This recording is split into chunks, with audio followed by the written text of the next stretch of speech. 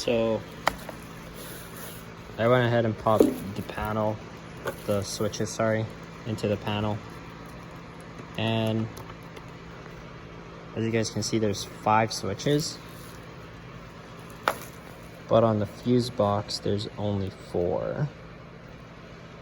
So the fifth switch is gonna be this wire here. So GM has a factory beacon light, I guess, so, and they use that as the 5th switch. But if you guys don't use a beacon, which I probably won't either, you can just cut it and wire it the way you would with these. So for anyone that's wondering why there's only 4 wires and 5 switches, your other one's right there. So now, before taking that piece back in, we're gonna install this guy. And we're gonna need our power wire from the battery, which we ran through the firewall. And I'm gonna show you guys where to look for it, just because if you looked under right away here, it's a little clustered. So what you do, what I found it, is your steering shaft right here. There's this foam piece. Follow that foam piece upwards, and it's just right above. If you pull it, you'll see that rubber hole, which is very difficult. But yeah, once you pull this, you should be able to see this, and then you should be able to just grab it and pull towards you, just like that. And we're gonna go to the engine bay and see how far we still have.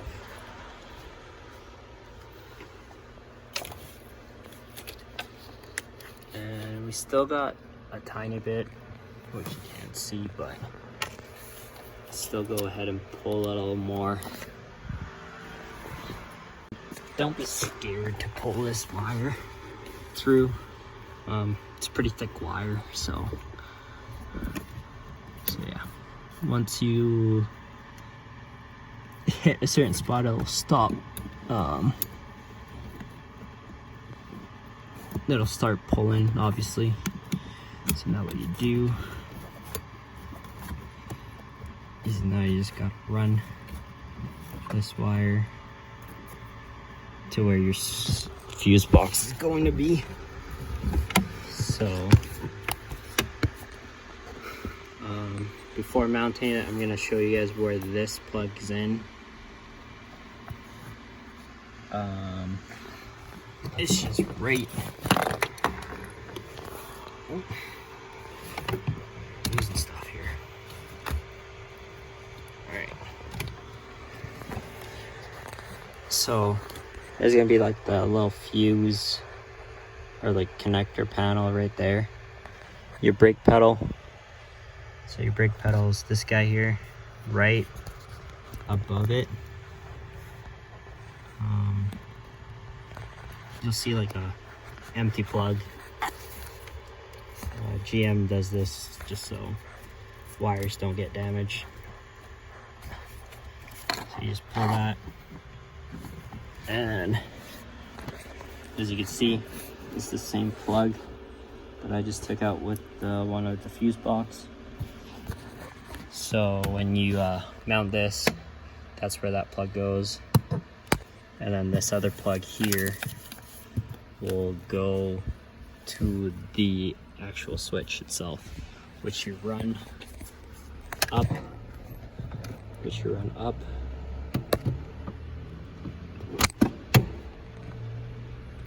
up from the back panel and through this little hole right here. So I'm gonna go ahead and mount that that fuse box and connect those wires that I showed you guys. So when you mount this, it's gonna mount right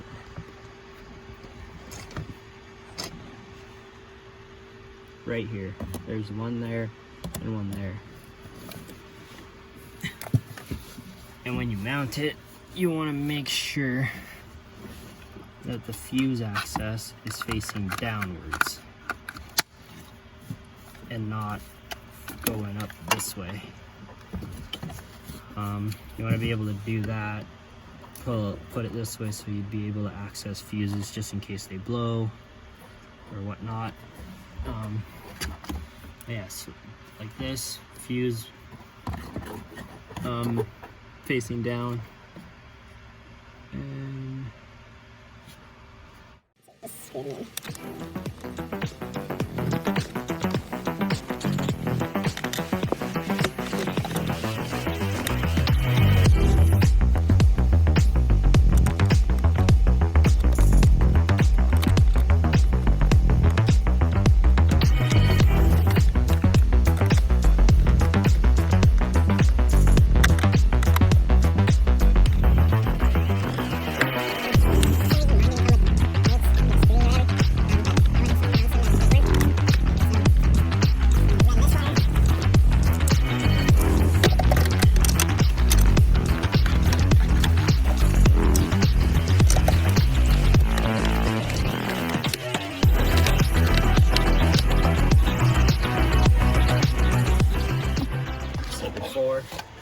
you run that wire for the switch up and through that hole right beside where the park brake is.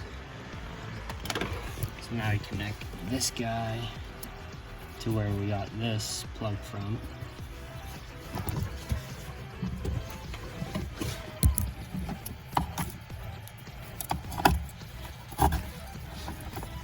It goes to that factory plug right there.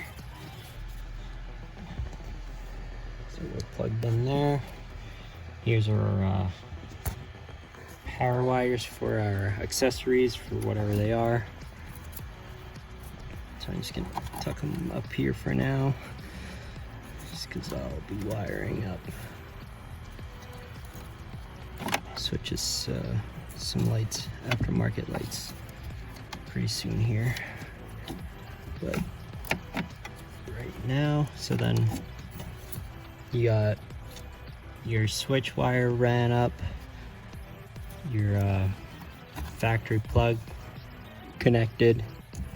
Now all you need to, and your fuse box mounted, all you need to do is get your power wire and plug it into the this connector here, which your power wire should come with a connector like this.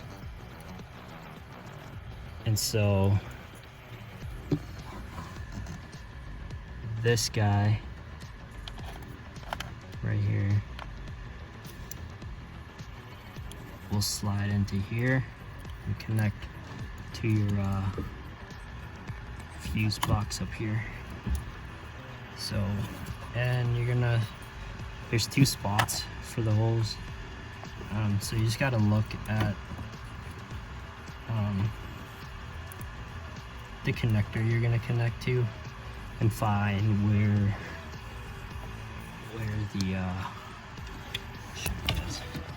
the pin is on this guy.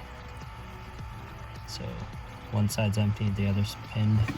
So you're gonna want to put power wire to the pin side. So which is, for me, if I have it this way, the clip's on that side, it will be the top for me. So I just run that. So top side, run it through all the way. You should hear a click.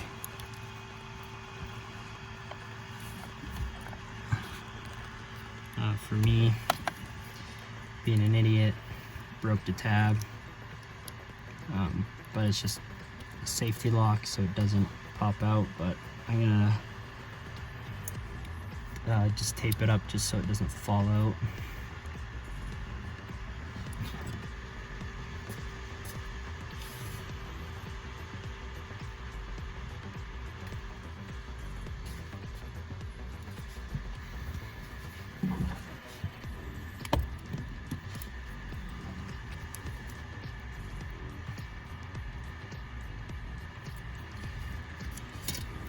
Actually, I might not need to tape it up just because, yep, I don't. So when you slide it in, the connector goes all the way to there. So, oh, I'm not even showing you guys, sorry. So the connector part of it will go past this and end up right here, so I don't even have to tape it up. I can just plug it in. So I'm gonna route it the way I want it, which is gonna be up through there, up above this air duct, and then just plug it right in.